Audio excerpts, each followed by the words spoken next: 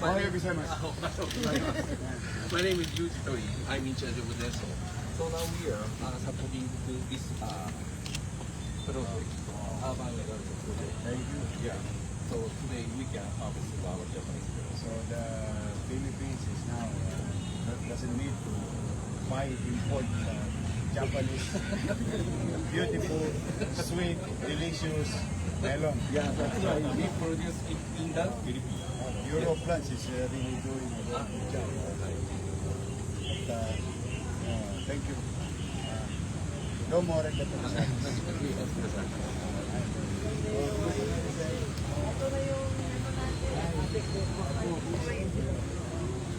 Oh.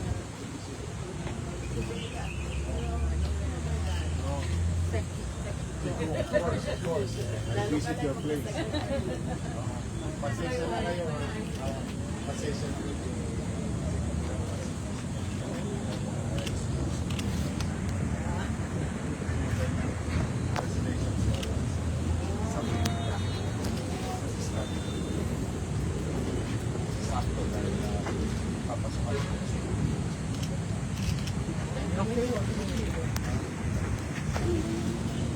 Cecil, how are you? Alright, so again, ohayo gozaimasu everyone, and welcome to Luneta Urban Garden. So for today's event, the highlight of today's event rather, is our Japanese melon harvesting. But before proceeding with our main activity for today, so let us shortly begin our official program. Alright, so may I request everyone to please stand up for our national anthem.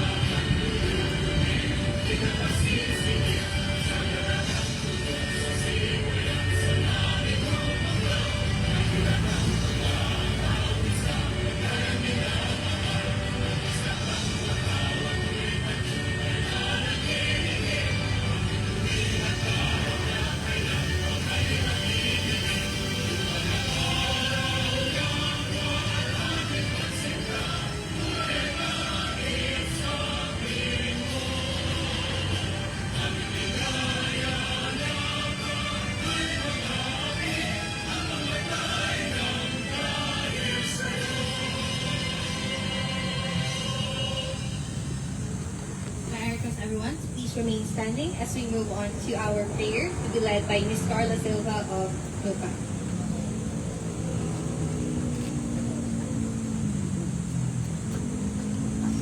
Let God stand in the most holy presence of the Lord, in the name of the Father, and the Son, and the Holy Spirit. Amen. Heavenly Father, we come to you today with a grateful hearts as we gather for this program. Thank you for the opportunity to unite together as we witness the first Harvest Festival of Luneta Park. We ask for your divine wisdom and guidance to be upon every attendee of this event. Bless the flow of our event and may our time together be fruitful, meaningful, and uplifting. We commit this event entirely into your capable hands and pray for safe, engaging, and successful program of the Luneta Park. In the Father, the Son, and the Holy Spirit. So everyone, you may now be seated. So again, welcome to Luneta Urban Garden. So thank you so much everyone for gracing us with your presence today as we move on to our Japanese melon harvesting activity. But prior to that, let me warmly acknowledge all of our beloved VIPs and guests for today's event. So let me start with Honorable Mayor Francisco Isko Moreno, Dumagoso Mayor City of Manila, Mr. Paul Candelaria, Deputy Director of Political Affairs and Intergovernment Relations, Office of the Mayor. Next would be Director Joey T.J. Dizon III, Director of Market Admin Office, LGU Manila. USEC Cherry Marina Tividad Caballero of DAHDCPP. ASEC Elizabeth Lopez de Leon of DILG. Mr. Carl Vincent Gapasin, the Head Coordinator for NUPAP of DA. Executive Director Sassy Lorenzana of National Parks Development Committee. And Deputy Director Jezreel Gawis Apelar of NPDC. And also Park Operations Division Chief Forester Rose Tenepere of NPDC. And POD Assistant Division Chief Engineer Dowie Cruz of NPDC as well. And also we'd like to acknowledge Miss Bea Chulaurel and Miss Yvette Wilson. And also the team or members from Dance of Philippines Corporation, our beloved President, Mr. Eugene Torini. Right, our Vice President, Ms. Aleli Garcia. And last but not the least, our General Manager, Mr. Christopher Gonzalez. Alright, so thank you so much everyone again for coming over and witnessing our first harvest of Japanese melons here in Luneta Urban Garden. So before proceeding with the highlight of the activity, which is the actual harvesting itself, so let us hear some words of encouragement and welcome from our Honorable Mayor, Mayor Isko Moreno. So let's give him a warm round of applause for some welcome remarks. Thank you. Magandang umaga sa inyo. Again, Ohio gozaimasu. On behalf of the people of Manila, no more arigato gozaimasu. Ay, sa atin pong mga bahagi ng pamahalaan, kami po dito sa Maynila, natutuwa po kami ni Cecil. Dahil ito po talaga ang function ng Burnham Green or Park sa puso't isipan ng tao, lalo na ng dekada 80. Ito yung tinatawag namin gulong-gulong sa damuhan. Dito kami nagpapasya at nagpapagulong-gulong, magsyota, mag-asawa, pamilya. Even on a Sunday, especially during the early 80s, from Tondo, all the way, kung tatay ko, datalin ako dito, nanonood kami ng sine. May pasine dito. But now, it's a great opportunity for the people of Manila through the initiative of Department of Agriculture and the ILG and all national agencies na ang part na ito ay hindi lang magiging part na ito. This will be the center of opportunity for skills training, business, and learning. That's why Department of Agriculture, on behalf of the people of Manila, thank you very much. Very excited kami. Hindi na tayo mag-import ng Japanese. Ang mahal eh. Akay mo. Yan, meron. Mahal, tama yun. Akay. Kaya ito, tuwan-tuwa ito. Kagabi pa ito. Si Director Gisa, sabi niya, boss, pamira tayo ng melon doon. Sabi ko, ipagpaumarin ko sa kanila, hindi ako makararating ng eksakto na swebe, dala ng dumating din si Presidente sa Maynila. Upang kaharapin, multiple meet and greet his presidential scholars in the city. 4,269. We just received 20,000 pesos for their family and themselves. At least to ease the burden and cost of enrollment itong darating na. So kami nalulugod. At kami naman, the Denso family, thank you very much sa inyo.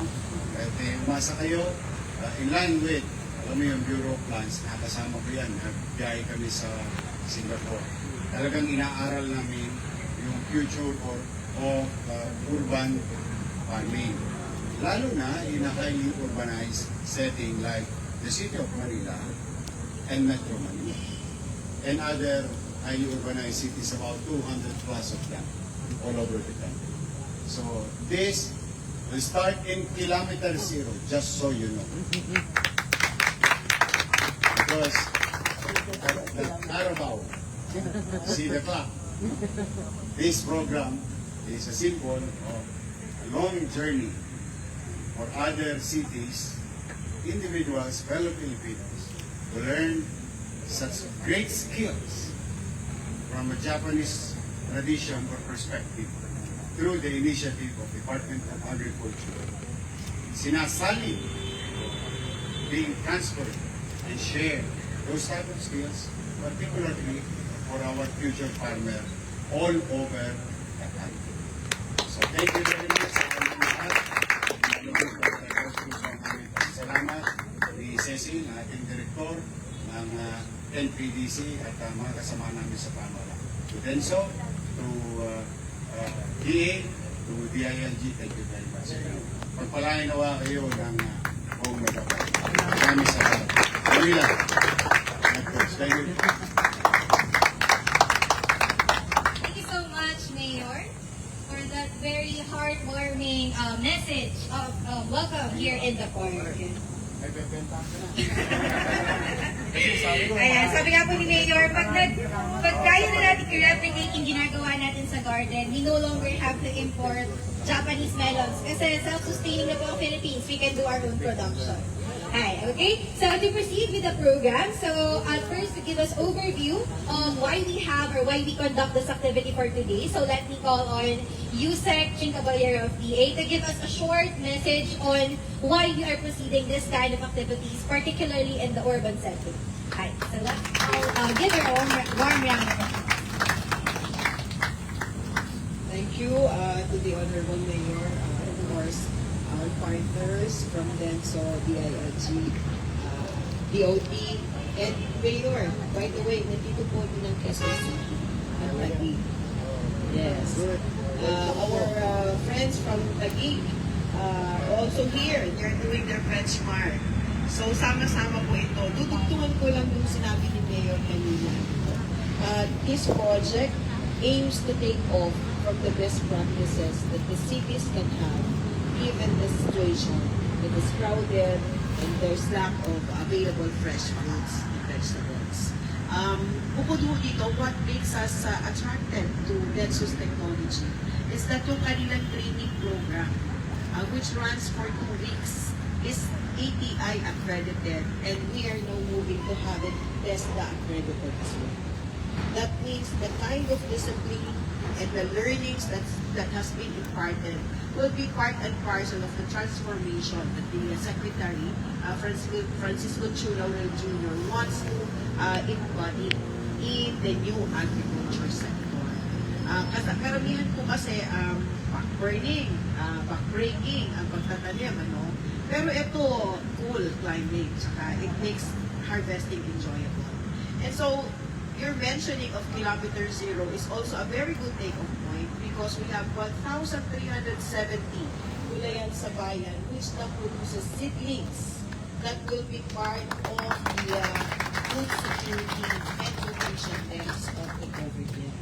Ang aspeto mo nito, 60% of the seedlings produced will be sold by the women, youth, and senior citizens. So that will make them sustainable. And I was talking to Bea nga kanina, even the women in Boracay are already benefiting from the project.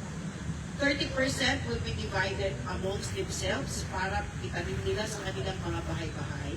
And 10% of the seedlings sold will be donated to either the schools or the churches, so everybody can plant their own food. So it's one important element of mobilizing the entire community, and that is present in all the municipalities of the country. So women is our entry point because sabi nga natin, kesa nagmamarites tayo, masayang kumikita na rin tayo after a month.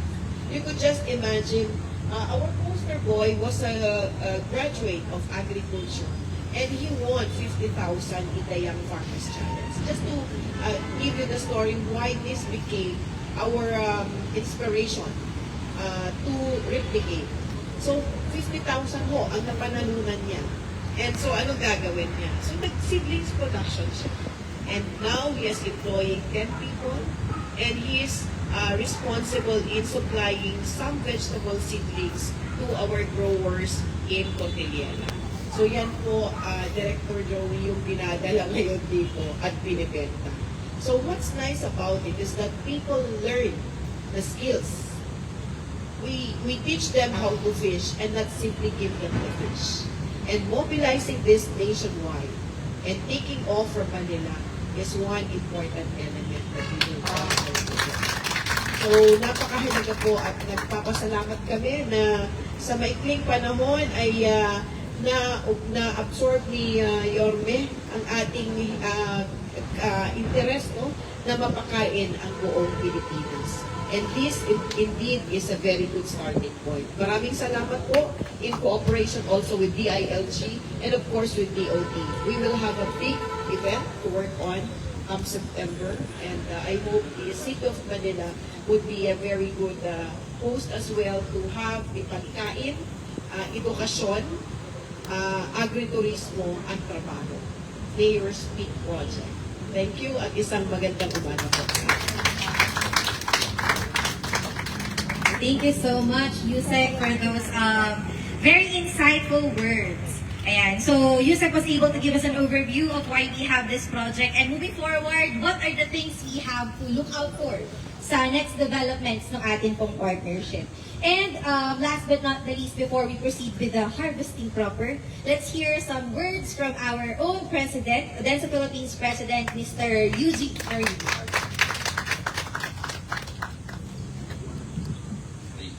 Magandang umaga sa iyong lahat. Yes, I'm Yuji Tori, in charge of Denso as President.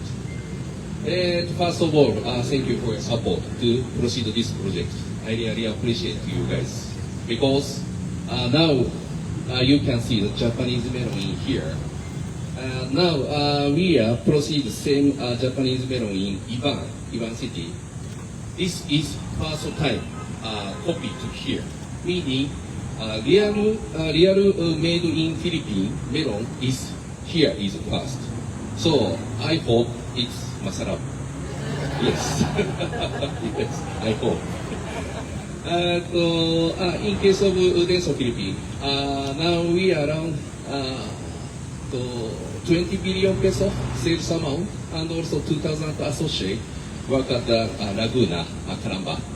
Then we really appreciate the Philippine social because we can proceed that kind of equal parts business in Philippines. So in 2021, we thought how to support the Philippines. Then at that time, Ms. Areli and me discussed about it. Then agriculture is best effective to Philippine support. Then 2022, we are tied up to DA. Thank you very much. Then now we can see this kind of greenhouse with our autodozer. Thank you very much. Of course, if we have chance, I want to develop this kind same system in other area. So at that time, Denso Philippines fully support you guys. I promise. Thank you very much. Okay, so thank you so much, Tori-san. So again, as Denso, we stay committed in continuously developing this kind of project for the Filipino people, sustainable agriculture. Okay, so before we go, finally, last part of our program is we have already sliced up some melons, so you can taste it before harvesting. Because so that is actually our from the farm that we have in Ibaan. Because actually the melons that we will pick now, you cannot eat today. Because we still have the curing process, or it needs to be stored for 3 days under ambient temperature. So meaning after we harvest today, you cannot eat it later for lunch. So that will be consumed on Friday.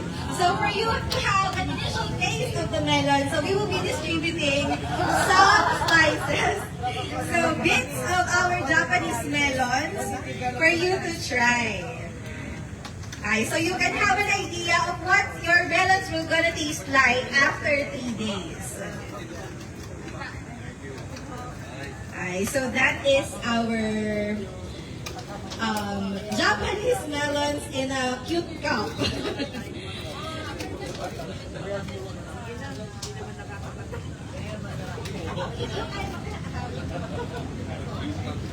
So those are our Japanese melons. The signature texture is mushy or tastes in the mouth. or taste like, melts in the mouth texture. Sorry. Ay, so that is the signature taste of our Japanese melons. Okay. So finally, we are on our harvesting proper. So at first, may we request Mayor Isko, Yusek Ching, and NPDC Director, President Tarini, to please lead the way to our greenhouse as we begin our harvesting proper.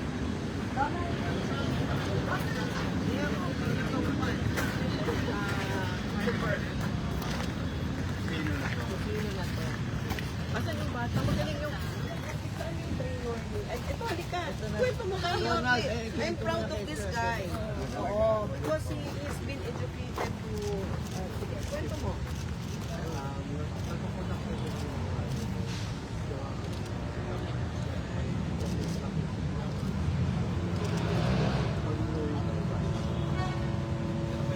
Malinis eh.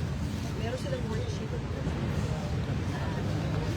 Yun, Yung worksheet na yun, training ng ano, Denso. ay bibigay yun sa isang babasahin niya na. Memorize nila yan. Meron daw sa instruction. So, checklist. So, ito yung mga regular.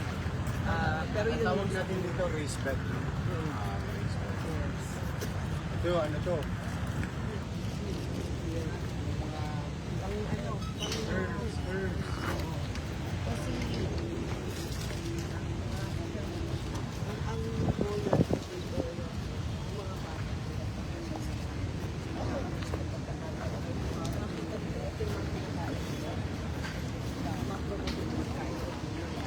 Sa susunod, yung squash ice cream gagawin natin. 70% squash. Halos pagkain na.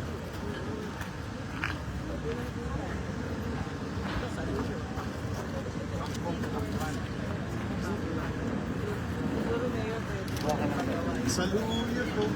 Tagal ko na hindi nakakita ng saluyot.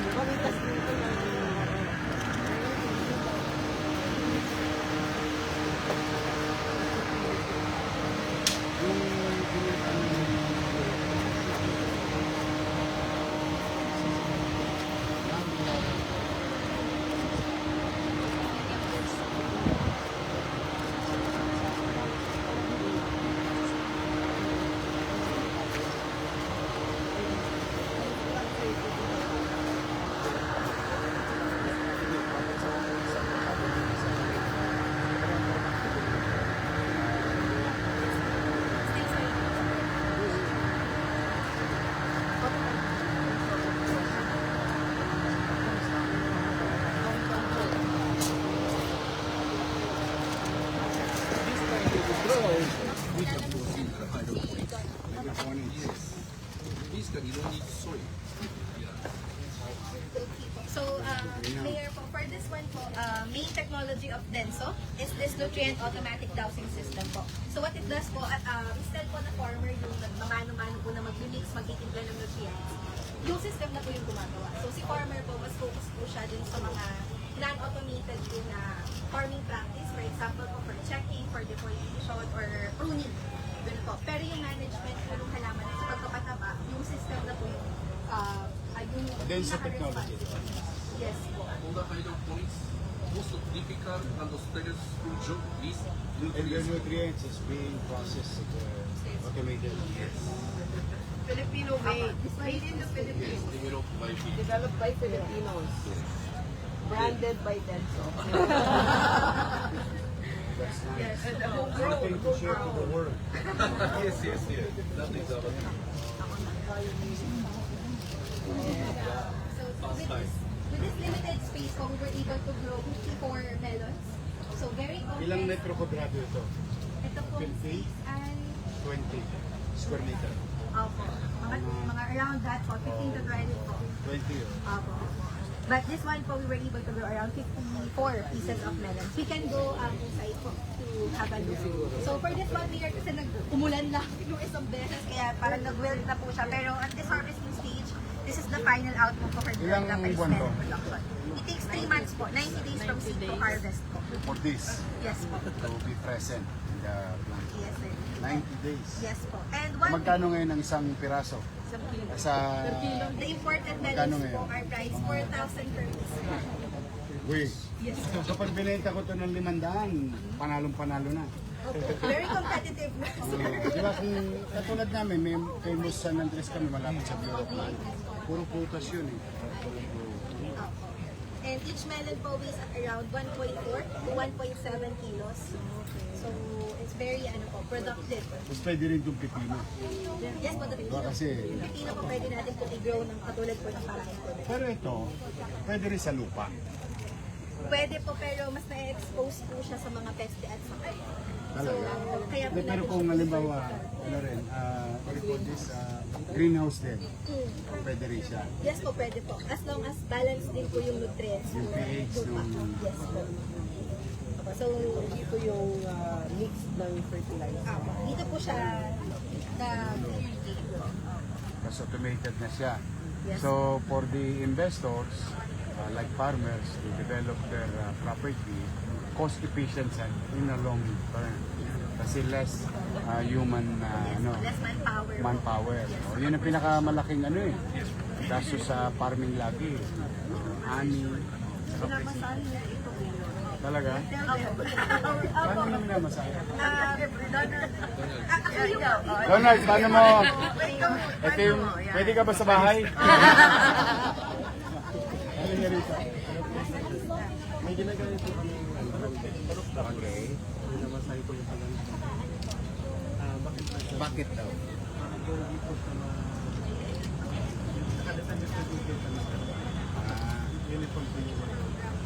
With the firm touch or soft touch? Parang ginanya mo lang. Hindi mo kailangan bigyan ng pressure. Malasok, malasok. It's the netting that makes it valuable. Ay, tsura.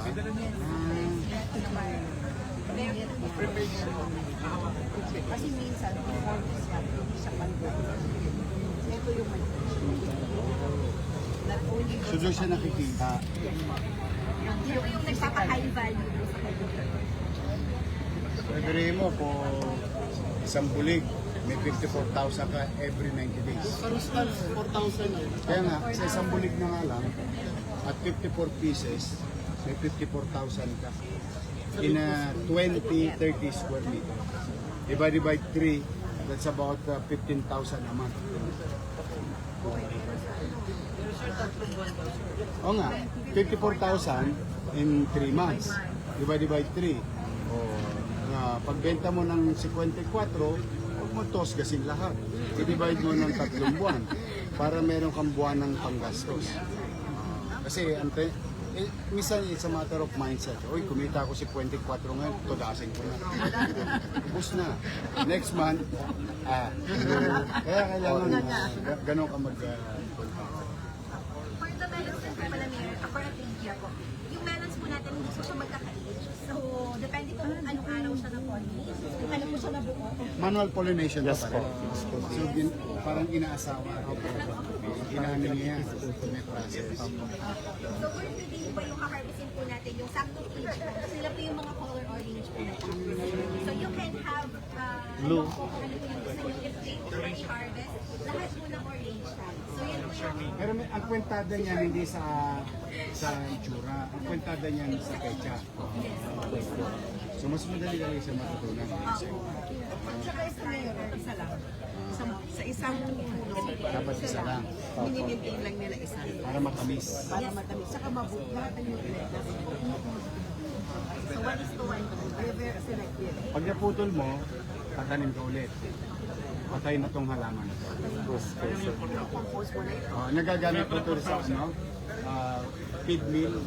Pwede po, actually, part po natin sa iba, yung lahat po ng mga pinagtabasan po namin, dinodonate po namin sa mga may magulo. Sa iba. Buyan and manukan. Tapos pinaprocess po namin. Ano, through drying. Opo. Tapos minimil. Opo.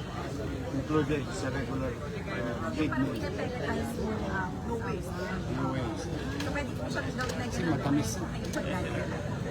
Saka ano Mayor, eventually, mas madali natin i-sustain yung hanap ng mga tao. Saka yung interest ng mga bata. Kasi, itong technology, he will take care of it kasi yung training niya. So, yun yung tinitingnan natin para sa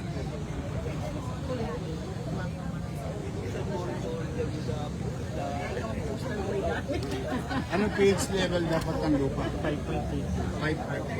Yun ang i-maintain mo kung maglulupa na. Kung magre-raise pa nutrient driven.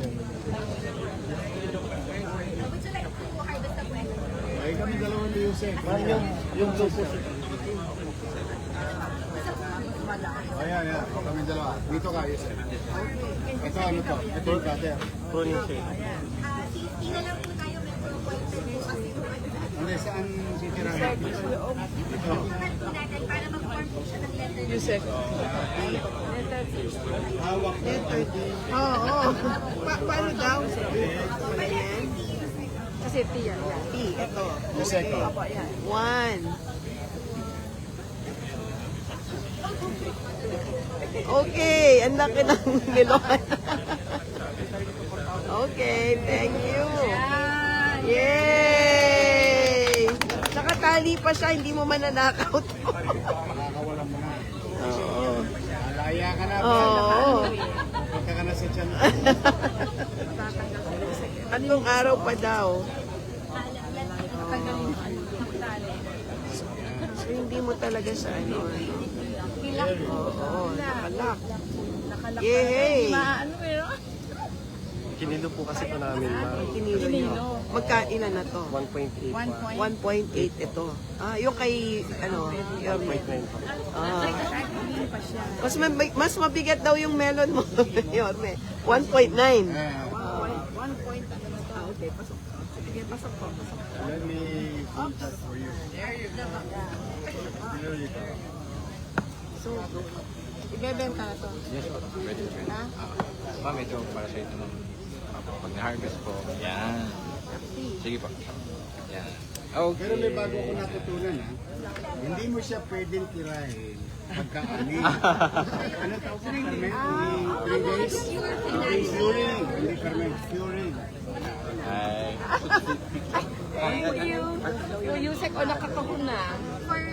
Can we take another photo? Nakakasama po sila. Oo na. Si President.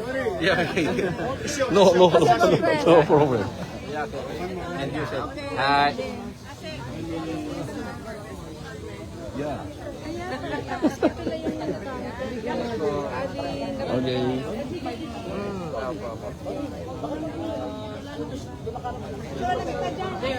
Asek back. Mayor, side. Hi. Isay po, Predenso. Ayusek. 1, 2, 3. Hi. Kasali lang ako. Okay. Hi. Asek. Yeah, you can harvest. Pwede share mo rin ha?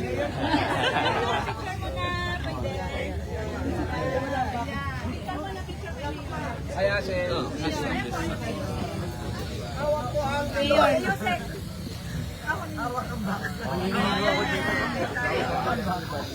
Chef. Ceci. Ay, Ma'am Cecil nyo. Si Ma'am... Kaya mo? Director Cecil. Mamatras na lang sa papag.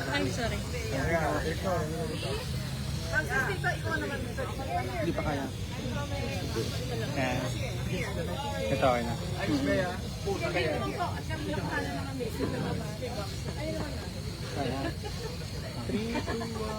Okay. Okay. Pag nag-harvest mo kayo, lagay nyo na po dito. guys go for harvest. Ito yung mga Pakita mo kay Honey yung dining. Oo. Sa kanya ka isa.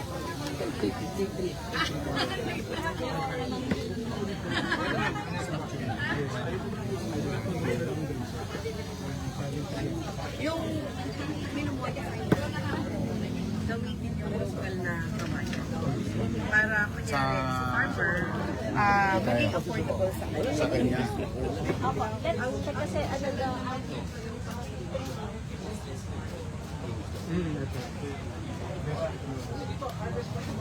Yan. pag kumita na si farmer, mag-invest na siya ng gusto. But this one will automate the work para balansyan. We have two unique products.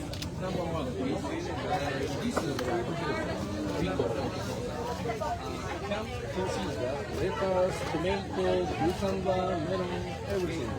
Because nutrients are controlled totally different, but everything already we made the software, and that software inside of the cloud already.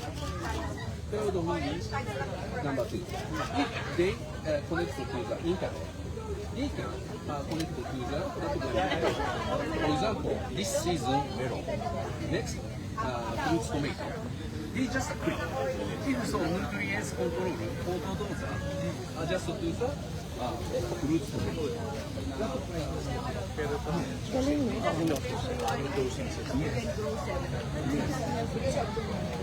Ang binibili ba natin?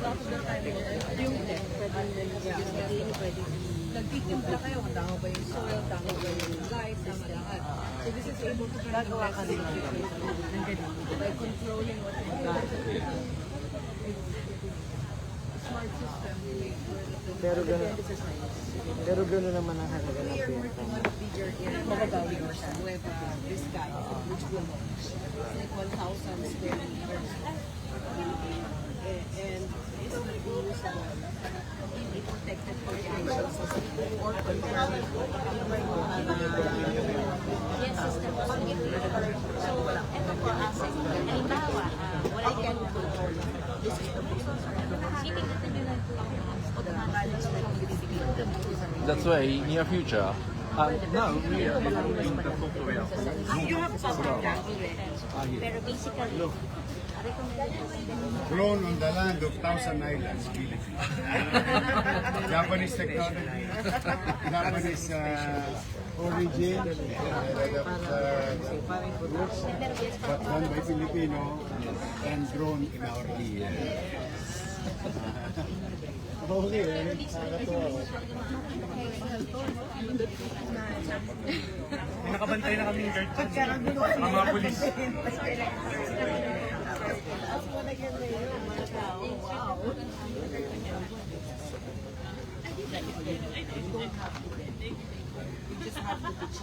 Ay, wait lang. Una so kayo ganun challenge for this. Establishing it should be less than 7 first floor. Kaya, we are looking at pero ito lang ang puting Pero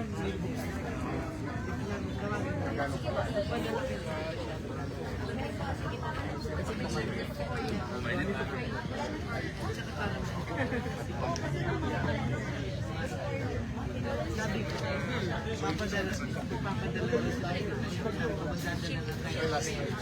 we'll visit the air factory plus the ibaan again.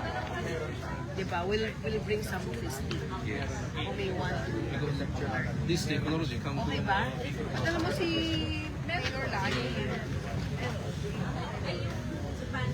meron na po. Mamaya, dadaling ko na. Sabi mo kakainin niya sa Friday. Friday. Ano yung mga gusto Oo, sa Friday.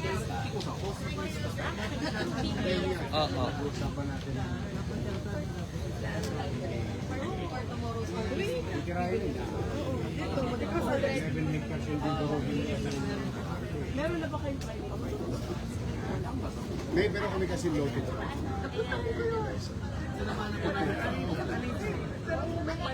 Wala ka.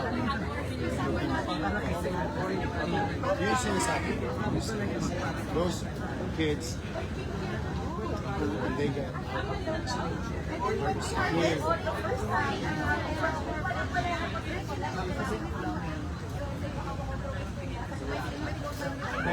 Meron na po.